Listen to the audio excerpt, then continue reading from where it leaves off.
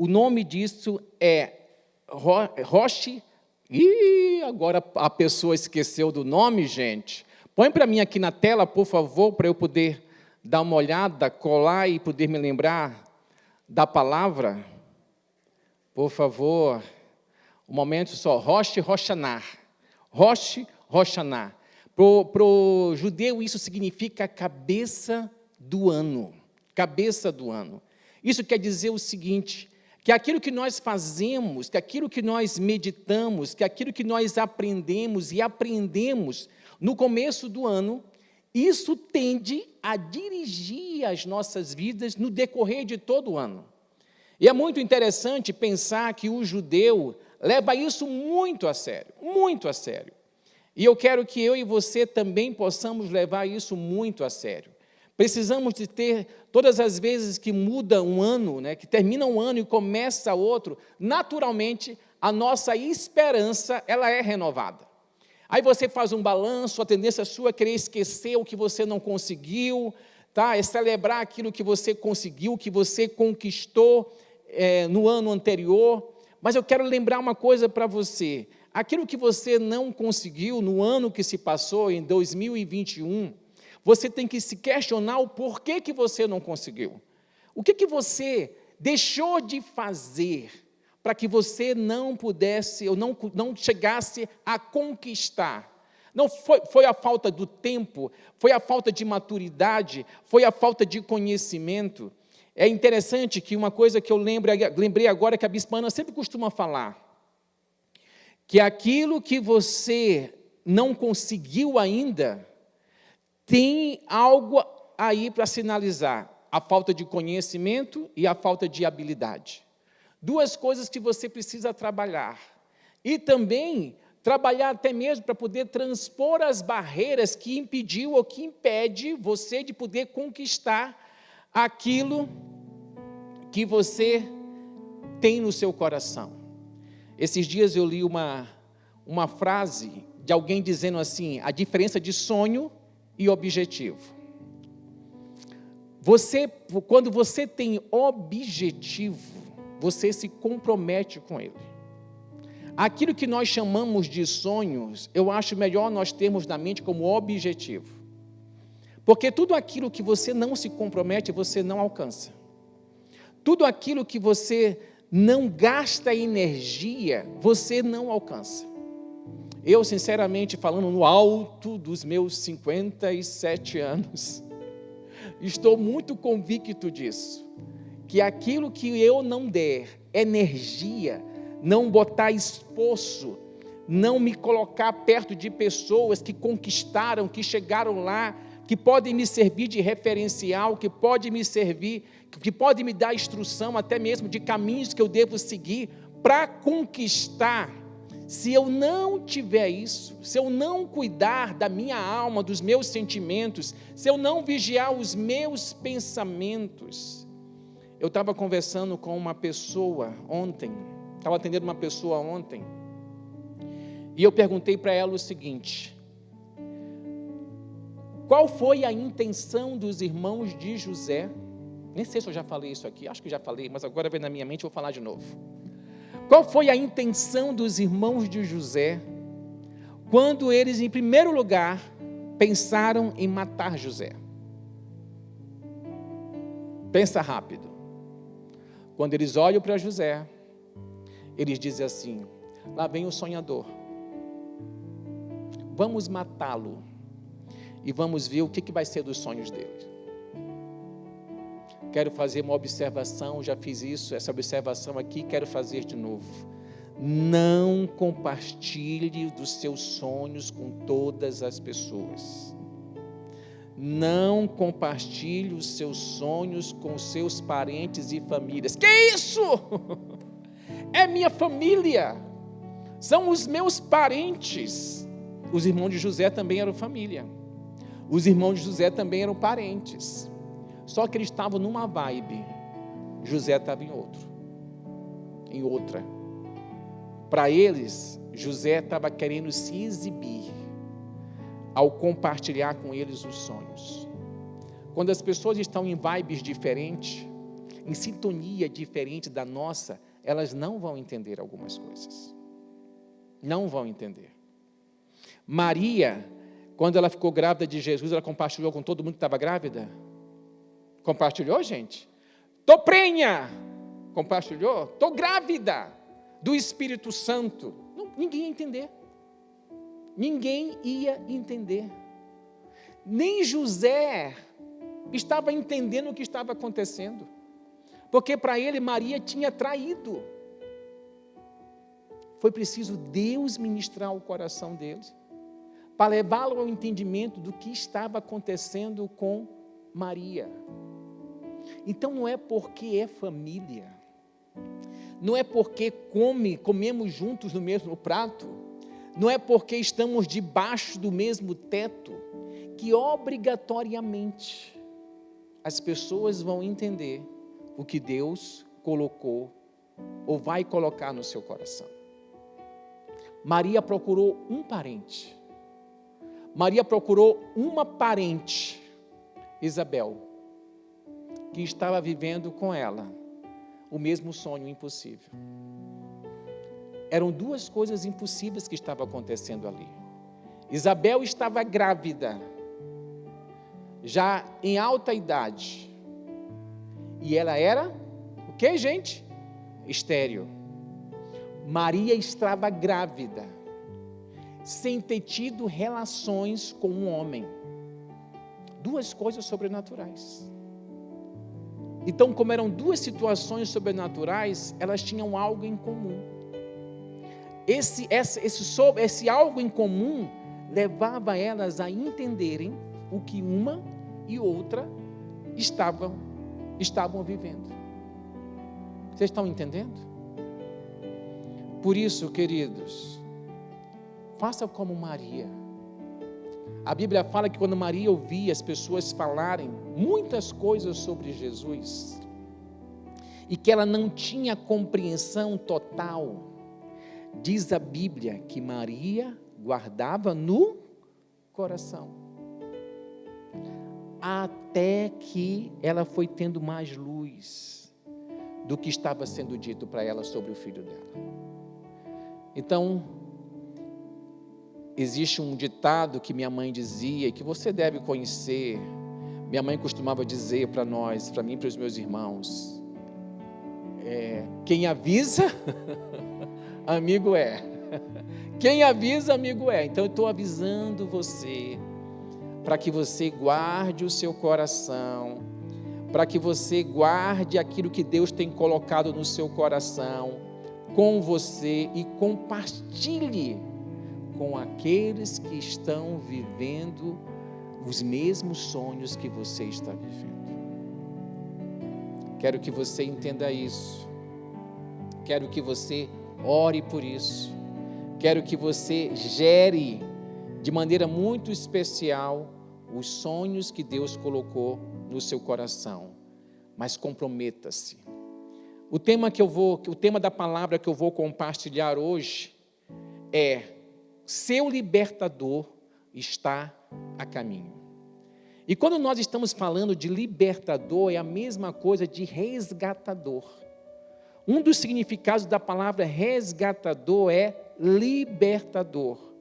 E eu quero que você tenha isso no seu coração. O seu libertador, o seu resgatador está a caminho. Aí você pode pensar, espera lá, o meu resgatador, o meu libertador já veio, que é Jesus. Ok, concordo com você, o nosso libertador, o nosso resgatador já veio, e o nosso libertador e resgatador é Jesus. Mas eu quero que você possa pensar também por um outro prisma. Eu quero que você possa pensar em quais áreas da sua vida você precisa de um libertador. Você precisa de um resgatador. Você precisa que Deus mova céus e a terra e traga alguém para a sua vida, para ser a bênção sobre você. Porque existe aquelas pessoas, gente, que Deus coloca no nosso caminho, na nossa vida, que é a bênção, que cai justinho, que cai certinho dentro do nosso clamor, do nosso anelo. E você fala assim, poxa, Deus te enviou na hora certa. Deus te enviou no momento certo. Quero pensar um pouquinho com você sobre a história de Moisés. Moisés foi aquele que Deus usou para libertar o povo de Israel do jugo dos egípcios. Mas existe algo muito interessante sobre Moisés, lá em Êxodo capítulo 2. Aqui José já tinha fugido do Egito, já tinha escolhido não viver aquilo que aparentemente estava destinado para ele, que era ser alguém grande no Egito, e ele foge porque ele mata um israelita, um egípcio, e alguém descobre o que ele tinha feito e ele foge, com medo de ser morto. E aí chega o momento da vida de Moisés, que é quando Deus chama ele. O rei do Egito já tinha morrido, e aí chega o contexto ideal para que Moisés pudesse voltar para o Egito. Aqui Deus chama ele, fala com ele, diz para ele que ele vai ser o libertador dos israelitas, mas só que o povo estava debaixo de um jugo impressionante. O povo tinha se multiplicado, e quando chega lá em Êxodo capítulo 2, versículo 23, diz assim: depois de muitos anos, o rei do Egito morreu. Os israelitas, porém, continuavam a gemer sob o peso da escravidão. Fala comigo assim: gemer sob o peso da escravidão. Para um pouquinho e pensa rápido. Você está debaixo de algum peso de escravidão? Porque quando nós estamos debaixo de algum peso de escravidão, gente, aquilo que estava vivendo o povo de Israel aqui, gemendo, isso acontece. O peso de escravidão pode ser a sua área profissional que não rompe. O peso de escravidão pode ser as suas finanças que não avançam. O peso de escravidão pode ser N questões, até mesmo uma enfermidade. Pode ser um peso de escravidão. Eu estou atendendo uma pessoa e que a mãe dele, aos 50 e poucos anos, descobriu uma enfermidade chamada colite. E ela tinha que se alimentar de forma adequada, ela tinha que cuidar de si, mas ela deixou de cuidar como deveria cuidar. Eu acho que eu nunca tinha escutado sobre alguém que tem colite. Então ela tinha sangramentos horrorosos, porque ela não se alimentava adequadamente. Os sangramentos horrorosos levou ela a ter uma anemia muito profunda. Além disso, nesse quadro caótico que ela estava, ela teve uma apendicite. E essa apendicite, como é que chama? Quando ela rompe? Supurou. E aí ela foi para um hospital para ser operada e não cuidaram dela como deveriam cuidar. E ela teve uma infecção generalizada e ela veio a falecer. Quando eu comecei a tratar dessa pessoa, a cuidar desta pessoa, ele estava vivendo ainda o luto da mãe. Hoje ele está bem. E aí quando foi dias atrás, ele vira para mim e fala assim: preciso te falar uma coisa. A minha irmã do meio está com o mesmo problema de saúde que a minha mãe teve. O mesmo. E minha irmã do meio está agindo que nem minha irmã, que nem minha mãe agiu. Ela já está com uma anemia profunda. Tem sangramento direto, porque ela não se alimenta adequadamente, não cuida de si. Nesse final de ano, ela teve um mal-estar, oriundo disso. Por que eu estou contando isso para você? Porque, fala comigo assim, as histórias familiares só se repetem quando eu não vigio. As histórias familiares não precisam se repetir. Se eu venho de uma família onde os casamentos não dão certo, obrigatoriamente o meu casamento não precisa correr pela mesma estrada que os casamentos de todos os demais correram. Porque eu tenho mais luz, eu tenho mais compreensão, eu tenho mais entendimento. Então eu preciso assim, para lá, o que eu preciso fazer para que o meu casamento dê certo e seja diferente do casamento do resto da minha família? Eu fiz isso, gente. Quando eu fui casar, eu fiz um acordo comigo, um acordo com Deus e um acordo com a Ana, sobre o que eu queria, o que nós queríamos para o nosso casamento, para a nossa relação, para que não caísse na mesma situação do casamento dos nossos pais. Existe um texto, que eu nem ia ler esse texto, mas agora eu lembrei dele. Por favor, Ezequiel 18, coloca para mim aí na tela, Ezequiel capítulo 18. Quero ler uma coisa rápida com você, o que diz em Ezequiel capítulo 18, a partir do versículo 1. Olha o que diz aí, é um texto que eu quero aconselhar você a ler depois, caso você deseje entender melhor o que ele diz aí. A palavra do Senhor veio a mim dizendo, tem como ir ser mais rápido? O que vocês querem dizer? Vocês que ficam repetindo este provérbio a respeito da terra de Israel. Os pais comeram uvas verdes e os dentes dos filhos é que se embotaram? Tão certo como eu vivo, diz o Senhor Deus, vocês nunca mais repetirão esse provérbio em Israel. Eis que todas as pessoas são minhas, assim como a pessoa do pai, também a pessoa do filho é minha. A pessoa que pecar, essa morrerá. Se o homem é justo e age com justiça e retidão, não come carne sacrificada nos altos, nem levanta os olhos para os ídolos da casa de Israel, não contamina a mulher do seu próximo, nem tem relações com a mulher menstruada, não oprime ninguém, mas devolve ao devedor a coisa penhorada e não rouba, reparte o seu pão com o faminto e cobre com roupas aquele que está nu,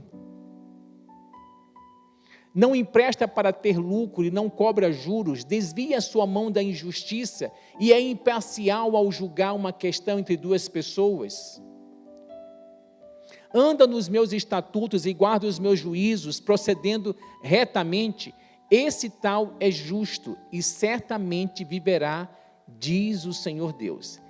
Como existem alguns momentos que a Bíblia costuma ser muito repetitiva, na continuação, ele vai repetir tudo que nós acabamos de ler, só que falando o contrário. Aí ele vai dizer, a injustiça do ímpio ficará sobre o ímpio. O que eu quero dizer? Se existe todo um passado, vamos colocar assim, de maldição, em relação aos casamentos das nossas famílias, quando chega em você, quando chega em nós, pode ter um stop. Por que pode ter um stop? Porque eu decidi fazer diferente. Eu decidi me apropriar da bênção de Deus, da palavra de Deus que está sobre a minha vida. Posso ouvir o seu amém? Por isso que ele fala assim, não se dirá mais em Israel, os pais comeram uva verde e os dentes dos filhos é que se embotaram. Deus fala assim, stop. Os erros do seu pai, dos seus pais, não precisam se perpetuar na sua história. Só que você que tem que tomar um caminho diferente. Você tem que fazer uma escolha. E essa escolha é feita todos os dias, gente. Todos os dias. Não é uma escolha de momento, é uma escolha contínua.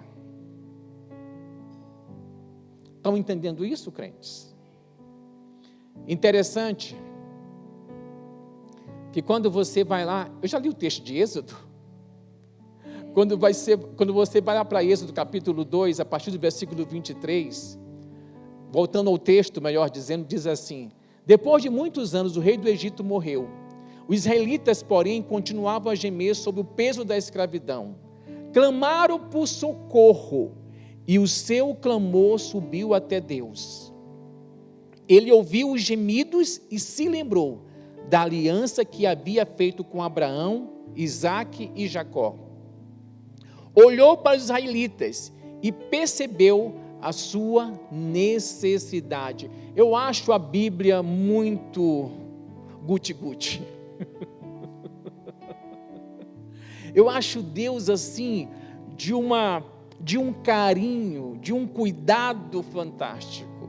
Olha como termina esse versículo 25. Olhou para os israelitas e percebeu a sua necessidade. Fala comigo assim: Deus sabe da minha necessidade. Deus não está alheio à sua e à minha necessidade. Ele percebe, Ele sabe, Ele está de olho. Mas existe algo que o povo de Israel fez. É interessante que o nosso tema é: o seu libertador está a caminho. A primeira coisa que você precisa saber é: o resgatador vem por causa de uma promessa. Fala comigo assim: o meu resgatador vem por causa de uma promessa. É porque Deus tem um compromisso, Deus tem uma aliança com você e comigo, que o resgatador vem. Observa que diz aqui no texto que ele ouviu os gemidos e se lembrou da aliança que havia feito a Abraão, Isaque e Jacó. Deus não esquece aquilo que ele falou. Mesmo que o passar dos anos nos diga o contrário. Quero ler mais um texto que não estava aqui no meu script. Povo da mídia, Tito. É Novo Testamento, tá, queridos? É uma das cartas do apóstolo Paulo. Tito, capítulo... Põe no capítulo 1 para mim, por favor. Tito, capítulo 1. Quero mostrar uma coisa para vocês.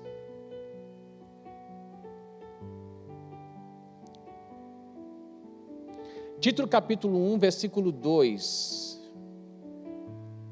Olha o que diz aí: escrevo na esperança da vida eterna, que o Deus que não pode mentir, prometeu antes dos tempos eternos. Olha para mim aqui rapidinho. Quando Deus fez a promessa de vida eterna para nós, quando Deus fez a promessa que enviaria um Salvador, que enviaria o Messias, diz a Bíblia aqui, que Ele fez antes dos tempos eternos. Muito antes de Deus trazer o homem à existência. Muito antes. Deus já tinha provido um libertador, um resgatador. Agora o que ele diz aqui: antes dos tempos eternos e no momento oportuno, manifestou a sua palavra mediante a pregação que me foi confiada por ordem de Deus, nosso Salvador. No momento, fala comigo assim: momento oportuno. Bem forte, momento oportuno. Deus manifestou, trouxe Jesus na nossa história no momento oportuno. No momento oportuno, Deus cumpriu a promessa dele ao povo de Israel. O resgatador vem por causa de uma promessa. Existe mais uma outra coisa, um outro princípio que nós encontramos em Êxodo capítulo 2, de 23 a 25. Diz aqui: os israelitas, porém, continuavam a gemer sob o peso da escravidão. Aí diz assim: clamaram por socorro e o seu clamor subiu até Deus. O resgatador vem por causa de um clamor. Estão entendendo, gente? O resgatador vem por causa de um clamor. Junte-se às pessoas nesses dias que podem clamar juntamente com você para o cumprimento da promessa de Deus na sua vida. É por isso que eu tenho dito, já algumas vezes, não caminhe sozinho. Caminhar sozinho é muito ruim, gente. É muito ruim. Em Eclesiastes fala que é melhor serem dois do que um, porque se um cair, o que o outro faz? Ajuda a levantar. E a minha pergunta para você é: quem tem ajudado você a levantar? Quem tem sido suporte para você no momento que a sua energia está baixa? No momento que você está cético? No momento que você está pensando consigo mesmo, esse negócio não vai acontecer? No momento que você está pensando, poxa Deus, caiu aqui, floresceu na casa de fulano de tal, porque tem hora que acontece isso, né? Floresceu na casa de João, pulou a casa do Washington, floresceu na casa do Gilberto. Aí Deus pode, Deus, por que pulou? Se no meio estava eu. Fala assim comigo, momento oportuno.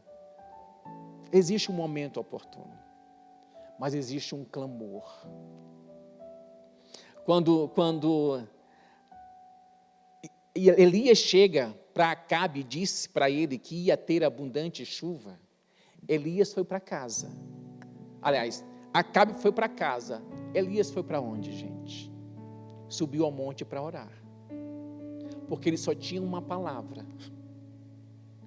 Fala comigo assim: a oração traz das regiões celestiais para a terra o cumprimento da promessa. É por isso que você ora, crente. É por isso que você ora. Ou se você não ora, é por isso que você tem que orar. É por isso que nós temos sala de oração, que vamos ativar a partir do dia 7, 8, 9, 10. 10 é segunda-feira, né? A partir do dia 10. É por isso que nós oramos, porque a Bíblia fala assim que nós fomos abençoados com toda sorte de bênçãos espirituais, aonde? Nas regiões celestes. A Bíblia também fala que nós travamos uma guerra, aonde? Nas regiões celestes. Como é que nós vencemos essa guerra? Como é que nós rompemos essa barreira para que a verdade de Deus, a promessa de Deus se torne realidade na minha vida, na nossa vida? Fala comigo assim, oração. Como é que diz o Pai Nosso? Quero ouvir vocês bem alto que estão aqui. Pai Nosso, que estais nos céus, santificado seja o vosso nome. Venha a nós o vosso, seja feita a vossa, assim na terra como é a oração que traz a verdade do céu para ser verdade na terra. E aí nós temos preguiça de orar. E aí nós temos vergonha de orar. E aí nós não conseguimos ser insistentes na oração. Essa é uma arma que Deus te deu, querido. Não apenas a oração não é apenas para nós termos comunhão com Deus, nos relacionar com Deus, mas a oração é a arma, é a guerra que rompe as regiões celestiais, trazendo para a terra o que Deus tem falado na sua palavra. Há muitos anos atrás eu ouvi um pastor dizer: verdade é o que Deus diz na palavra dele. Enquanto que a verdade de Deus, que está na palavra dele, não for verdade na sua vida, não pare de orar. Pensa nisso, crente. O resgatador vem por causa de uma promessa. O resgatador vem por causa de um clamor. O resgatador é alguém como nós. Observa que Jesus era conhecido como filho de Deus, mas como filho do homem. Quando Judas traiu Jesus, e que ele vai com as pessoas prenderem Jesus no Getsemane, é interessante que Judas fala assim: aquele que eu beijar é quem vocês precisam prender. Por que ele precisava beijar? Por que ele precisava identificar Jesus? Será que é porque Jesus estava com uma veste de ouro, e os demais discípulos com uma veste simples? Não, gente, é porque ele era igual a eles. Igual a eles. Então tem horas que o nosso resgatador está perto da gente, mas a gente não percebe, a gente não valoriza. Sabe aquela situação de que de repente seus olhos abrem e falam: meu Deus, sempre esteve perto de mim?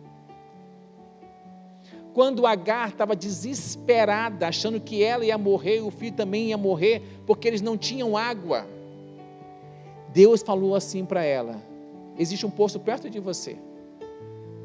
Estava ali, e ela não conseguia ver. E diz a Bíblia que Deus abriu os olhos dela. Deus precisa abrir os seus olhos e os meus olhos para ver o resgatador que Ele tem colocado perto de nós. Para que nós possamos ver as possibilidades que Ele tem colocado perto de nós. Olha a preocupação de Moisés em relação a esse chamado.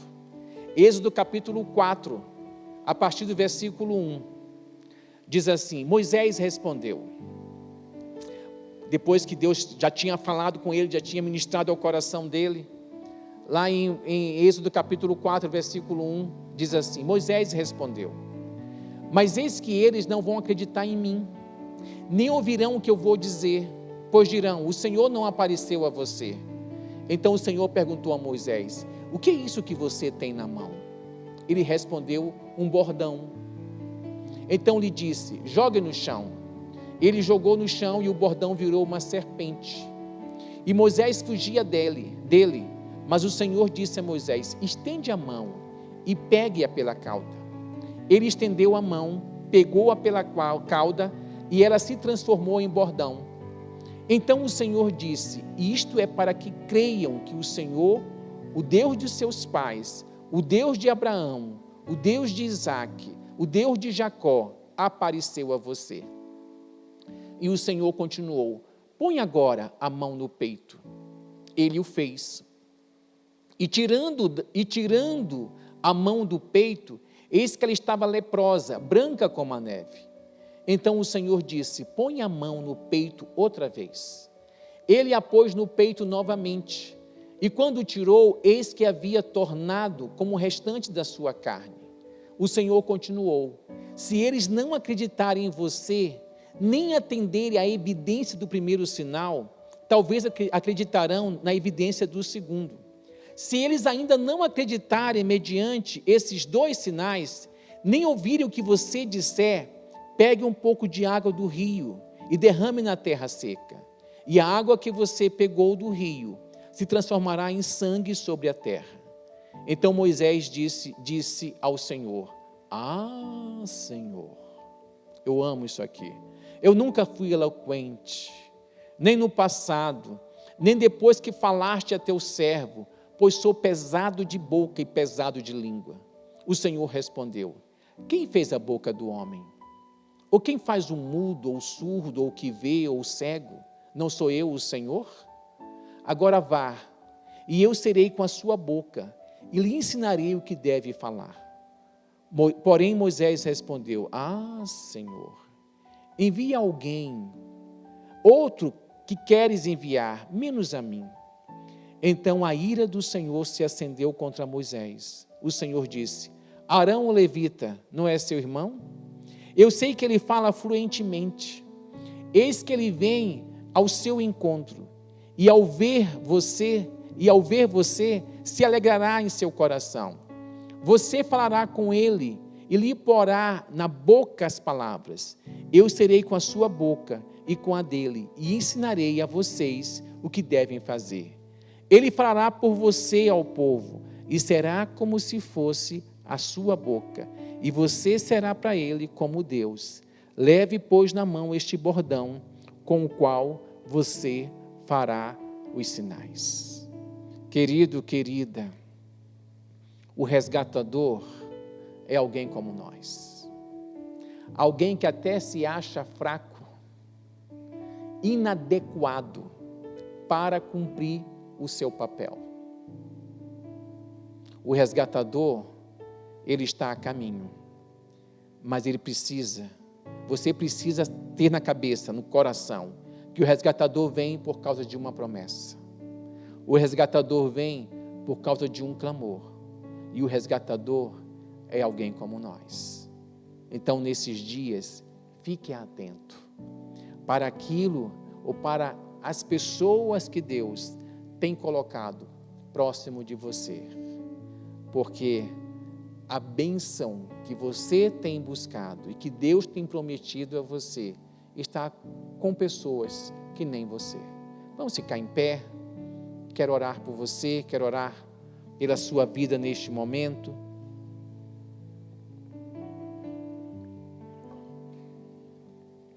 Quero que você traga a sua mente ao seu coração, as áreas da sua vida, onde você tem gemido debaixo de um peso de escravidão.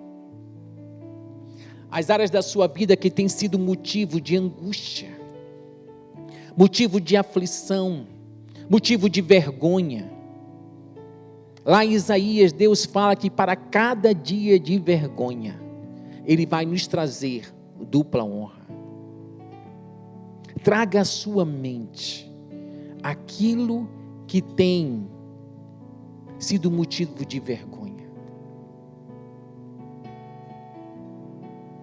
Traga à sua mente uma promessa de Deus, que se relaciona a esse aspecto, a essa área da sua vida. Deus quer e deseja que você nesses dias banhe essa promessa com as suas orações. Procure um parceiro de oração. Não ore sozinho, não ore sozinha. Não tenha vergonha de repartir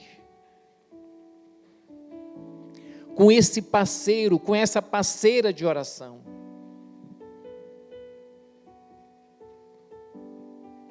O motivo da sua busca, o motivo do seu clamor. Existe alguém que, como o povo de Israel, está buscando a mesma coisa que você está buscando. O povo clamou juntos. A oração de concordância, ela é poderosa. A palavra de Deus fala que aquilo que nós ligarmos na terra, será ligado nos céus. Se houver acordo em relação a alguma coisa sobre a terra, também haverá acordo nos céus. Faça nesses dias uma parceria de oração. E saiba, e tenha isso no seu coração, que o resgatador é alguém como você. Mas que Deus tem dotado essa pessoa de uma bênção sobrenatural para derramar sobre a sua vida. Para derramar sobre a sua vida. Agora saiba também de algo muito importante. Você vai ser o resgatador de outras pessoas. Mesmo que você se ache inadequado ou inadequada, como Moisés se achava. Mesmo que você nesses dias tenha procurado se esconder atrás de alguém, por causa da sua inadequação. Mas Deus chamou você, Deus dotou você de uma bênção, para despejar na vida de alguém. E a sua vida só vai se revestir nesses dias de maior significado quando você se dispor a ser esse resgatador na vida de outro. Senhor, em nome de Jesus, Pai, nós queremos colocar o nosso coração diante de Ti. Nós temos várias promessas na Tua palavra que precisam ser cumpridas, que precisam ser vivenciadas, que precisam ser trazidas à existência nesses dias sobre nós. Oh, Senhor, de uma maneira muito particular, que o Senhor, o Espírito Santo, esteja trazendo à nossa mente, a promessa que o Senhor tem para cada aspecto, para cada área das nossas vidas, Pai. Nesses dias, Senhor, nos leva a romper com a timidez, nos leva a romper com a vergonha, nos leva a romper com o medo, Senhor. Porque assim como Maria tinha alguém para onde ela correr, para compartilhar o que o Senhor estava fazendo na sua vida, o Senhor também tem uma Isabel, para que nós possamos correr e possamos compartilhar daquilo que o Senhor está fazendo nas nossas vidas. Aquele e aquela que vai fazer parceria conosco de oração nesse tempo chamado hoje, nesse tempo que o Senhor decidiu tornar realidade nas nossas vidas as Tuas verdades, Pai. O tempo urge. Esse é o tempo, Senhor, do milagre. Esse é o tempo da restauração. Esse é o tempo da salvação. Esse é o tempo, Senhor, da libertação. Esse é o tempo. Oh, Senhor. Oh, Espírito Santo, Espírito Santo, Espírito Santo. Age assim sobre nós. Age assim sobre nós.